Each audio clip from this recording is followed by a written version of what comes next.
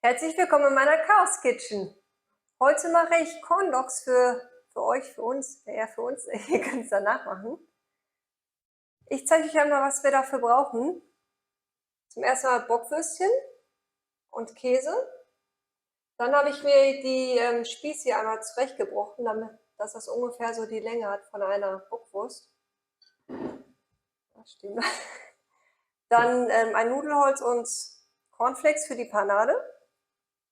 Die kommen dann nachher halt hier in das Glas. Das, was über sein sollte. Das hier ist alles für den Teig. Da braucht ihr Mehl, ein Ei, ein bisschen Salz und Milch.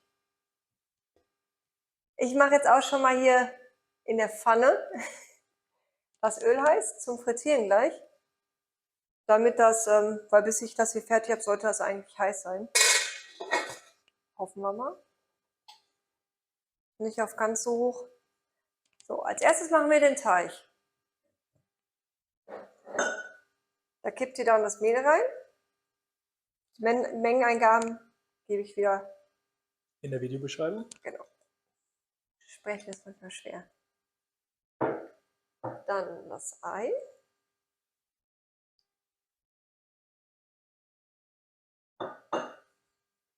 Etwas Salz. Da kann ich auch jetzt nicht so unbedingt die Angabe machen. Ja, das ist ja auch Geschmackssache. Und hier braucht man mehr Salz. Nicht mehr Salz, sondern mehr Salz als in Deutschland. Oder haben wir zumindest das Gefühl. Und jetzt die Milch, die müssen wir einrühren. Das hier sind jetzt 250 Milliliter. Da müsst ihr jetzt mal gucken. Kommt ja auch wieder auf das Mehl an, wie viel man da braucht.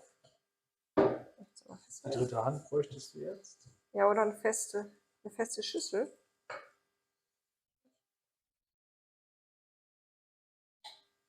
Also langsam rantasten mit der Milch. Ja, ihr seht gleich, was das für eine Konsistenz haben soll. Nicht so eine.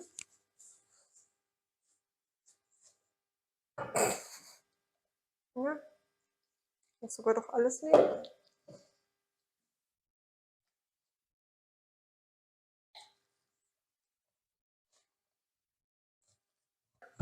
Die Milch hat immer noch nicht ganz gereicht. Ich habe noch mal was nachgeholt.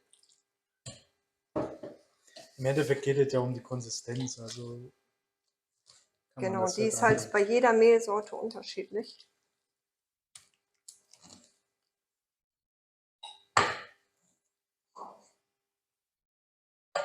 Minimal noch ein bisschen was nachkippen.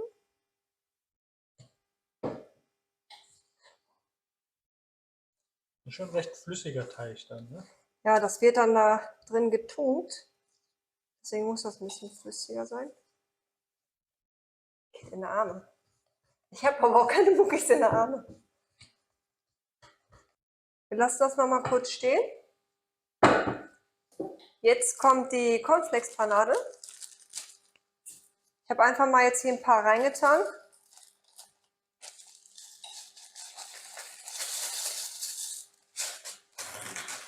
So. Das macht Spaß, das ist laut. Nein, laut mag ich eigentlich nicht.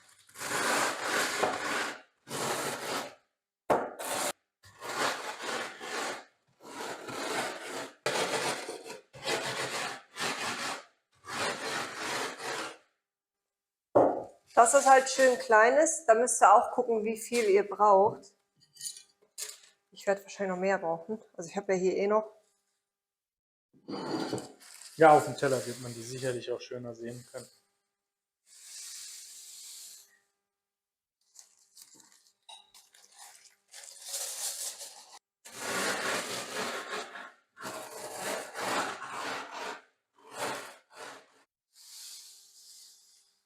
Und da ich mich immer verschätzt. Ich dachte, ich hätte noch Reste. Ja, da wird wohl nicht so viel übrig bleiben. Ja. Gucken, ob ich noch was nachmachen muss.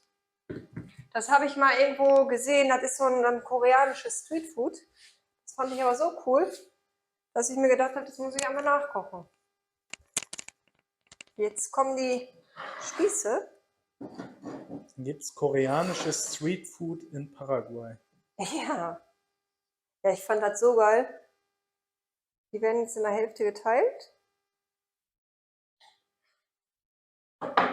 Das kann, glaube ich, auch jeder von euch. Ich mache eh kein Hexenwerk hier. So, jetzt müssen wir mal gucken, wie wir das mit dem Käse machen. Da wird es dann schon komplizierter. Ja.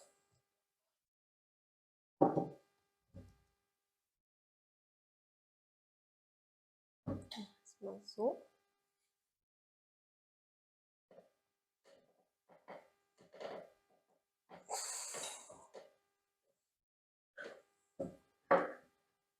Und jetzt machen wir. Am besten halt hier eine hinlegen, dass ihr ungefähr wisst, wie breit die sind.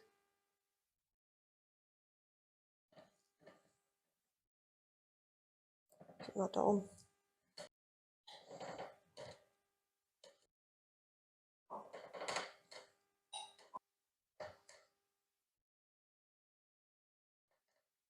Die Reste tue ich aber weg.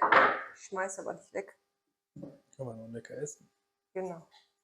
Jetzt kommt der coole Teil. Ich spieße die Würstchen auf. Ich mache erstmal die Würstchen und dann den Käse.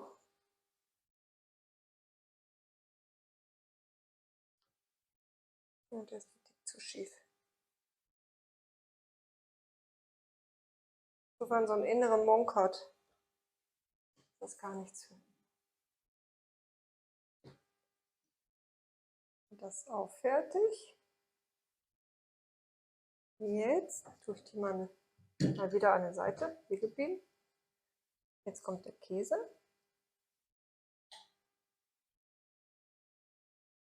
Na, ich habe ein bisschen zu tief reingestochen, weil sonst habt ihr nachher den Spieß raushängen. Ist jetzt auch nicht so optimal. Machen wir mal so. Aber da kann man ja gut korrigieren. Genau. Müsst ihr nur nachher beim Essen aufpassen, nicht, dass ihr da euch aufspießt. Hier in Paraguay ist das ja immer so schön, die Hamburger, die haben meist so einen Spieß in der Mitte. In Deutschland haben das immer nur so die großen Burger. Da haben wir uns schon manchmal fast aufgespießt. Ne? Ja.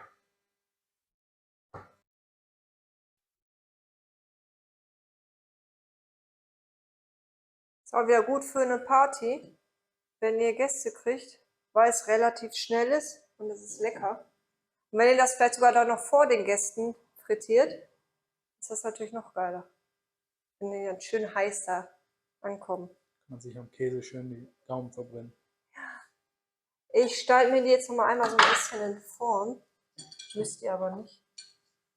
Also die Ränder ein bisschen ab. Also quasi den Käse nochmal so ein bisschen rund machen, passend zur Wurst. Ja. Ich habe da auch nicht immer ganz so. Das hat bei mir nur optische Gründe. Das Öl ist jetzt soweit. Man kann das so einmal mit dem Holzspieß hier testen. Wenn ihr da reingeht und da kommen Bläschen hoch, dann ist das soweit. Es wird jetzt noch nicht so heiß wie manche andere, aber ich sage, ich mache es lieber nicht ganz so heiß.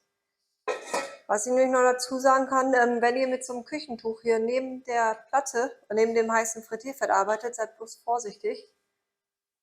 Weil die ist nicht an, ne? Aber hier, das kann immer, das sind so Gefahrenquellen. Das passiert, wenn der Teig zu flüssig ist. Na, hat alles nicht so ganz geklappt. Ja, aber so. Sieht ja trotzdem noch gut aus. Also ich habe jetzt noch ein bisschen Mehl nachgelegt in den Teig.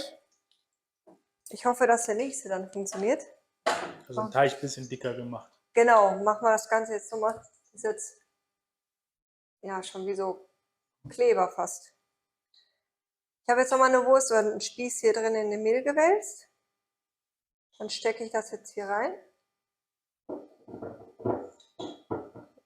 Zwiebeln. Wir sind ja auch alle nur Menschen. Jetzt sieht es aber auch schon besser aus, weil wenn das runtertropft, was es gerade gemacht hat. Oh, oh. Man sollte aufpassen, dass man nirgendwo drankommt. Dann ist das nichts. Dann auf einen neuen Versuch. Das sieht doch schon deutlich besser aus. ab in die Pfanne. Und das mit den anderen jetzt auch.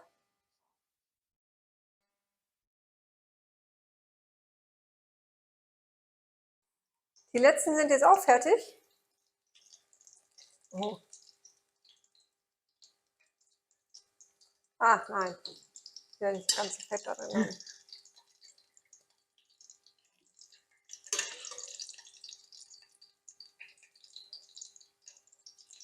Das ist an Teig noch übergeblieben. Regulär könnte man da ja nochmal was reinstecken, aber jetzt Vielleicht den viele. Finger? Wolltest du mal? Nee. Ich muss aber zugeben, ich probiere einen von den anderen, weil die sind mir dann doch ein Tick zu heiß.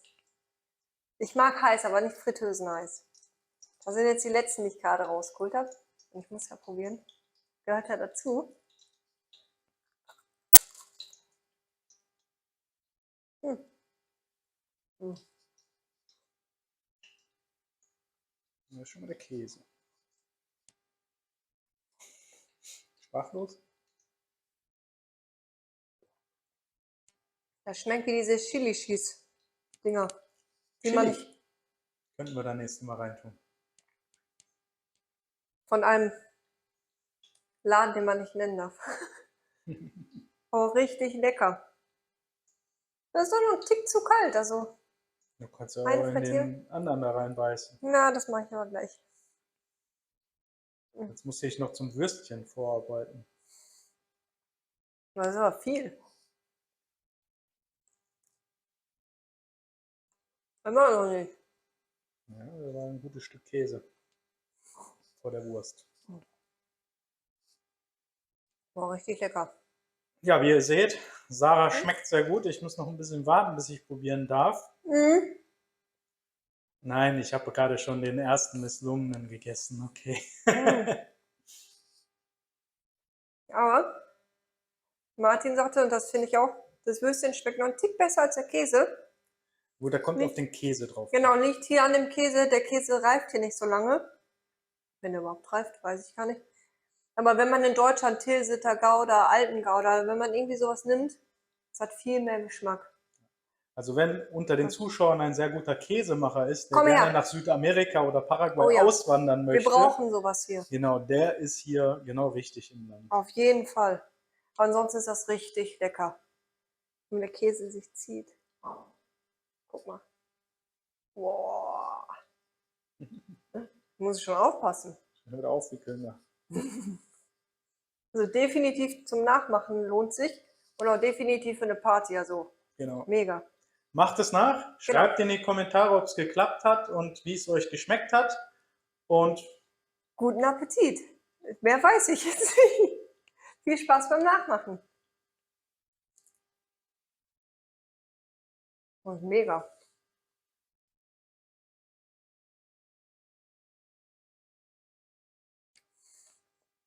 Mit Käsewürstchen wäre das auch noch gut. Ja, und ich würde sagen, ich mache was schon. ist in dem Topf? Ich würde. Warte, mach nochmal. Das wird rausschneiden können.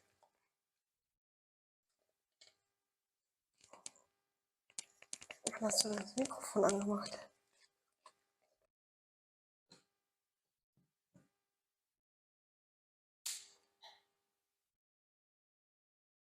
Ding, ding, ding, ding.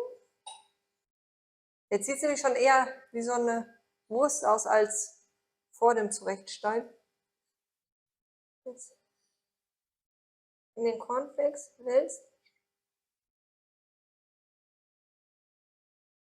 Und ins Feuer. Ach, ins Feuer. Hat nicht geklappt.